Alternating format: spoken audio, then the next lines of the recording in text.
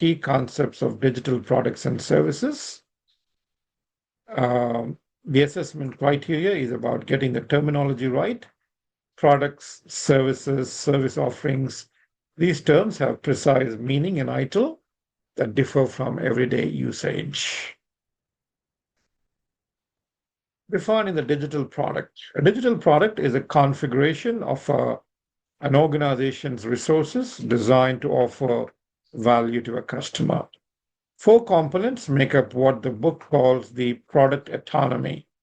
Hardware, which is the physical devices like servers, sensors, and terminals. Software, which is applications, APIs, and operating systems. Facilities, which is physical locations like data centers, offices, and charging hubs. And then finally, data and information is about databases, analytics, and user records. The word configuration is important. It means these resources are deliberately combined and arranged, not just collected. At ICR, the PetSafe dander sensor is hardware, the app is software, the Seattle depot is a facility, and the air quality readings are data. 4 components, but 1 product.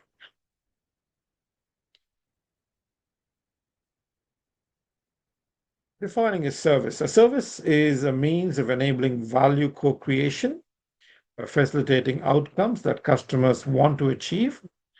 Now, without the customer having to manage specific costs and risks. The key distinction to remember is the product is the tool, the service is the experience and the outcome. Service relationships are the ongoing interactions between a service provider and a service customer. They don't start and end with a single transaction. When a customer rents a PetSafe car, the car and its sensors are the product.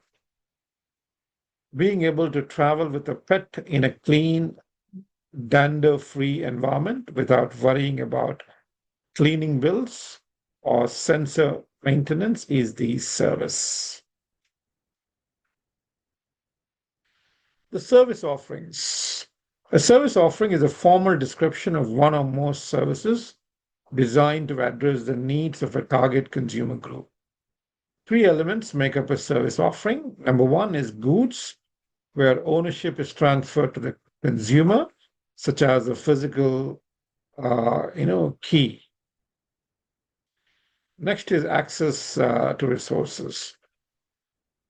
It is a right to use the product, such as access to the ICR mobile app. And third one is service actions, which is activities performed by the provider, such as cleaning the car or providing 24/7 support. Most modern digital offerings combine all 3.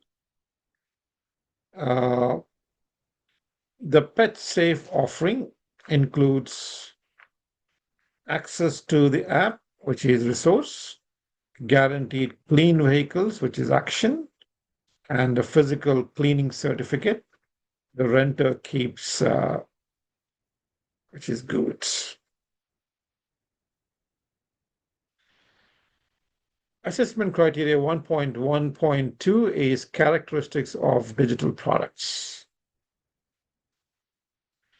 Now that we know what a digital product is, this assessment criteria asks, what makes it distinctly digital? The answer is a spectrum, not a binary.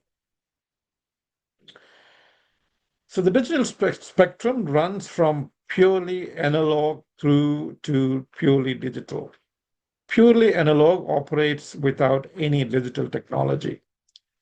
Digitally supported means the core functions are analog, but digital is used for non-core tasks, such as, think of a cash register with a delivery display, with a digital display.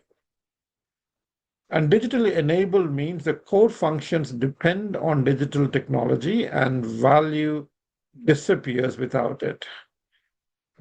For example, if the app goes down, the pet safe service effectively ceases. And then purely digital means software based with no physical components at all. Two key design principles apply across the spectrum. Number one, combination, configuring diverse resources into a single offering. And number two, design, meaning the product is purposefully architected to enable specific consumer outcomes, not just assembled.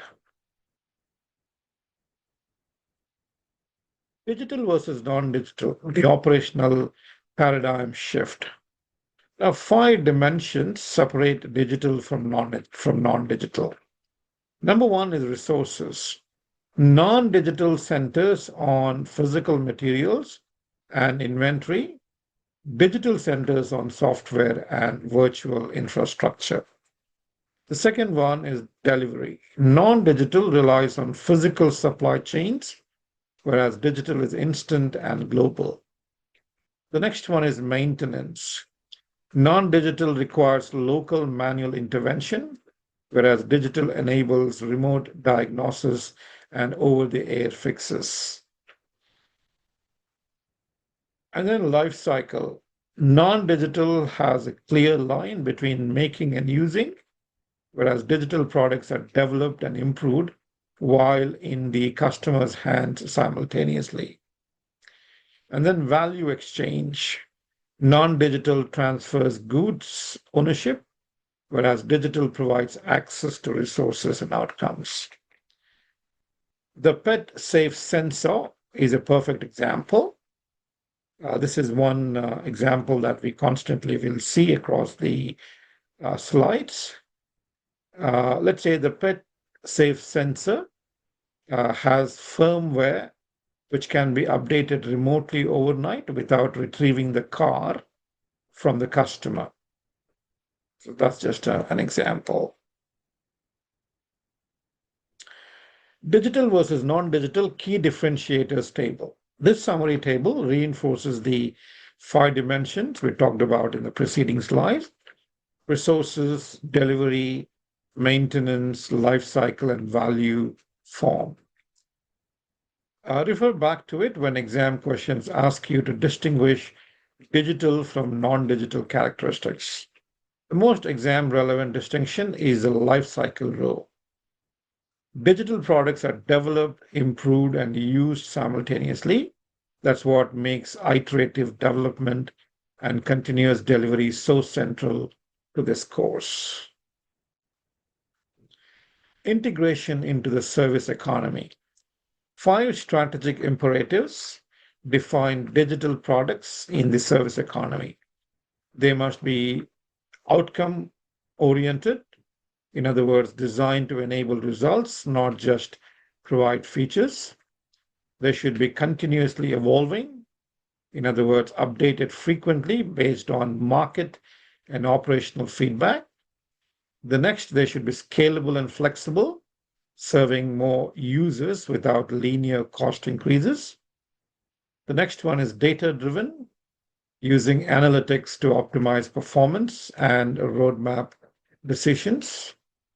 And then co-create, value realized through the customer's active usage and choices.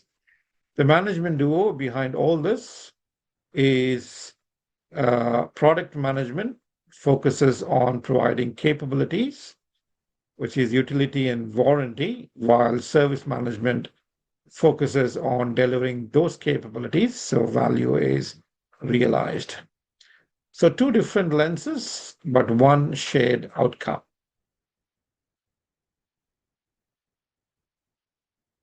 Relationships and perspectives, the ecosystem.